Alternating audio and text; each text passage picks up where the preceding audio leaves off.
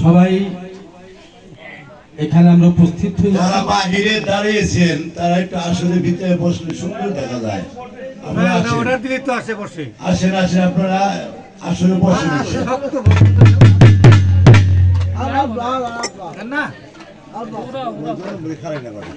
দরবারের আদেশ ক্রমে আজকে আমাদেরকে দুটি ধারা দিয়েছেন।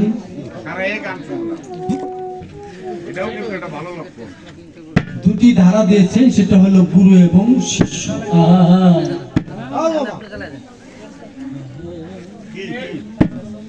গুরু হইল স্রষ্টা আর আমি হইলাম শিষ্য। তা দিয়ে হয় গুরু শিষ্য।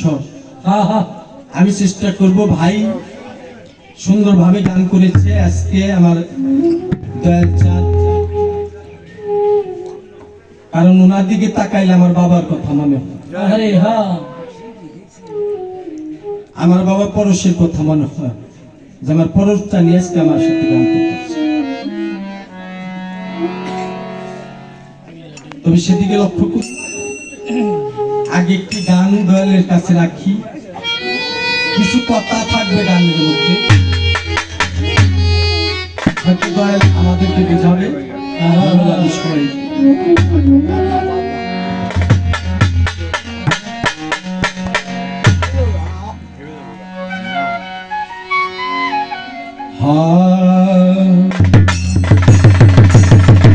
আমি আজব লীলাতেই খাইলাম, আজব লীলাতেই খাইলাম নদীর কিনারা। আমার দয়াল আমার অসাধনে দিন, অসাধনে দিন বইয়া যায়। আমার দয়াল অসাধনে দিন বইয়া যায়, আমার অসাধনে দিন বইয়া যায়। আমার দয়াল রে অসাধনে দিন বইয়া যায়, আমার অসাধনে দিন বইয়া যায়। আমার দয়াল রে অসাধনে দিন বইয়া যায়, আমার অসাধনে দিন বইয়া যায়। দয়াল গুরু রে অসাধনে দিন বইয়া যায়। ও দয়াল রে, দয়াল রে,